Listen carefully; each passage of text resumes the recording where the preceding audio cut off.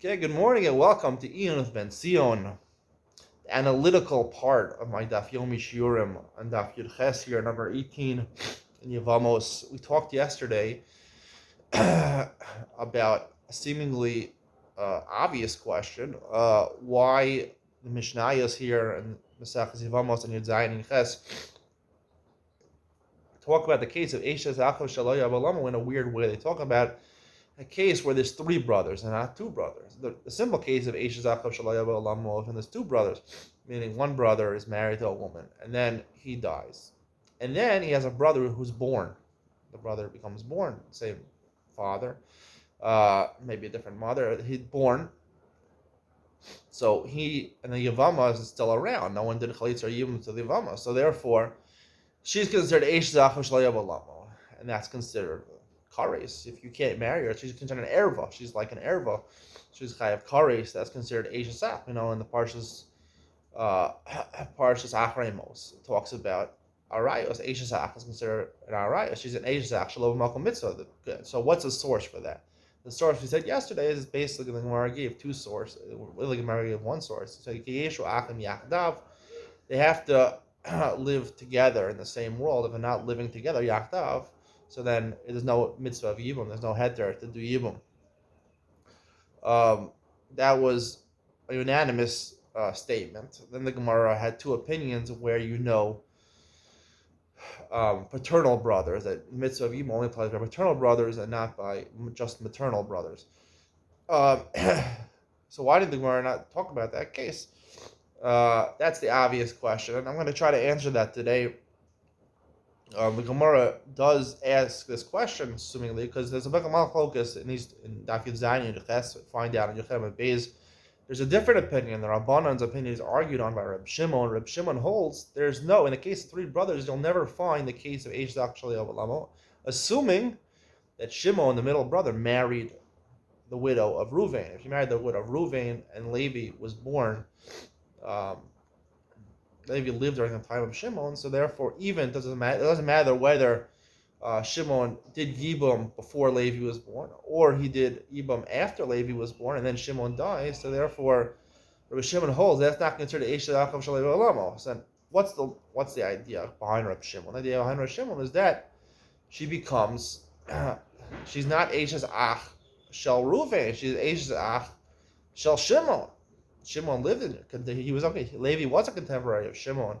So she changes. And the Rabbanan obviously hold she's considered, even though Shimon married her, she's considered to be she still retains a connection to Reuven. She's originally the widow of Reuven, and considered vis-a-vis Levi, she's considered Eish Zach Shaloya Balamo. That's the seeming explanation of the Malchogis and Rabbanan and Reb Shimon.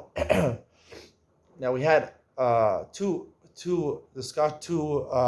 opinions yesterday where paternal brother from. Yehuda learned it from Yuchad Menach Yachdav. We asked the question, Yehuda learns from Yuchad. He learned two things from Yachdav. He learned Eish Zach Shaloya Balamo. He learned paternal brothers Yachdav Yuchad Menach. They have to share inheritance. Has learned two things. He said one is the pshat and one is the drush. That's okay. One is the pshat of the pasuk Yachdav. The simple explanation of Yachdav is together. They have to live in the world together to exclude Eish Zach Shaloya Balamo, and the drush of Yachdav Yichud Yuchad Menach. They have special relationship. They inherit each other, brothers. That was Rav Yehuda.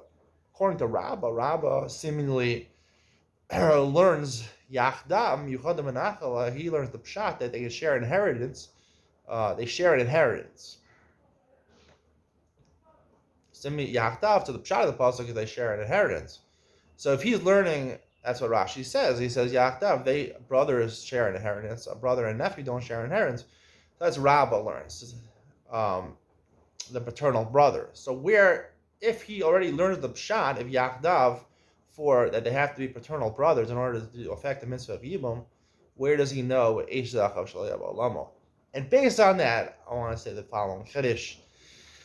I'd like to say like this: the Eish Zach Shaloya Balamo. What's the lumdus over here? What's the Malchogis in Rabbanan and Rabbi Shimon?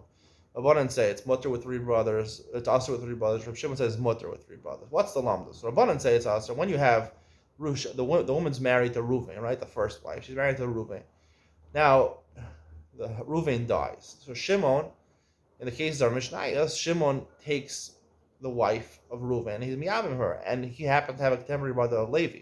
So the Rabbanan holds the Isser of Eishes Ach of Reuven is still in effect, right? And Shimon holds the Eishes Ach is negated because she becomes the wife of Shimon. Once Shimon marries her, so it's not called Eishes Ach of Reuven, it's called Eishes Ach of Shimon. Eishes Ach of Shimon. You were a contemporary brother. Levi was a contemporary brother of Shimon. She's Muteres. So according to most people, they would say that the Rabbanan hold it's considered Eishes Ach of Makom Mitzvah. Eishes Ach Shalom Makom Mitzvah. Meaning that the Rabbanan would hold that that because she's still considered Eishes Ach of Reuven, so it's not a Makom Mitzvah. And Reb Shimon would hold, Reb Shimon would hold they're still brothers. I mean, Levi and Reuven, right? They're not contemporary brothers. They're considered brothers. They're considered brothers. This is a simple way of explaining it. You would have explained it like this. I'm not going to explain it like this. That they're still considered brothers. It's a mitzvah of Yibum. But since she still has a tag of Eishes Ach of Shalom, she originally was the widow of Reuven, and Reuven was not contemporary with Levi, so therefore it remains in effect. Eishes Ach of Shalom. They're brothers. They are brothers.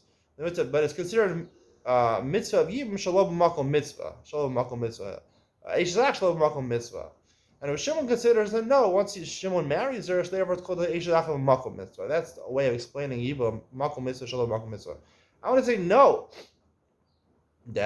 Why is it so pashut? If someone dies, if a brother lives, and then he dies, and then his father has another son, right? Who says they're brothers? Who says they're brothers? Who says, is that my brother? If we never lived together, that's not even called Achim. Maybe that's where it's coming from. That's where Rabbah learns it from. Not from the word Yachdav, from Achim. Where does he learn? He learns it from the word not Yachdav. Yachdav is learned paternal brothers. Achim. They have to be brothers together. They have to be brothers. He's not my brother. Reuven and Levi were never brothers. Now, regarding the Isser of Eishes Ach, right? Eishes Ach, we know that things apply, the Uriahs apply even after someone's death. So therefore, even after you're married to a daughter, right? And then she dies, you can never marry the mother, because even though the daughter's not alive anymore, the mother, vis-a the daughter, are mother and daughter relationship. So, over here also, maybe the pshat is that even though the chalokes in Reb Shimon's shita is that the reason that it's mutter is because when the Yevamos marries Shimon, the middle brothers, therefore that connects them and makes, because they shared a wife, between Reuven and Shimon shared a wife, and Shimon was contemporary with Levi, so therefore Shimon links the two and makes them brothers. That's what happens. He makes them brothers. And the Rabbanan hold, no, it doesn't matter. They're never considered brothers. And that's the machloka, and that's the svara. The svara is, it's not because makom mitzvah shalom makom mitzvah. It's because they're not considered brothers according to the Rabbanan. According to Shimon, they are considered brothers. So that the question is, that's the mitzvah. That parsha is talking about Yishu Achim Yachtav. It's talking about the mitzvah of Yibum. The mitzvah of Yibum only when you have a brother. Achim, when you're brothers. If you're not real brothers, the Eishes Ach, the Israel Eishes Ach, for sure still applies even after he's considered your brother's wife. Levi can't marry Reuven's wife because she's considered his brother's wife. That applies even after death. Considered a brother. But in terms of the mitzvah of Yibum, they're not considered brothers. So they're considered brothers. They're sort of considered brothers. They're not considered brothers. They're not, in terms of the mitzvah of Yibum, that's what Achim tells me. Achim, the word Achim, not Yachad. The word Achim tells me they're not considered brothers. Not mitzvah of Yibum. And that's what I go according to the way of Lamdos that I'm trying to learn. That the mitzvah of Yibum works. There is always kares. There's always kares. But Yibum tells me when the mitzvah of Yibum, we say it's better to Mekayim your brother's nachala and to have a child for your brother, even though you're violating this sort of kares, it's better to do that. And that would be the lamdas. Achim would be, according to Rabbah, that would be the makor for Eish Zachal Shalei B'Olamo. You're not considered brothers with him. So that's why even Reb Shimon's moda, in a case where you never marry, even if there's two brothers and one brother died and then the second brother was born, or even if there's three brothers, but Shimon was never married to Reuven's wife, so therefore there's no way of linking them. Reb Shimon holds you have to link.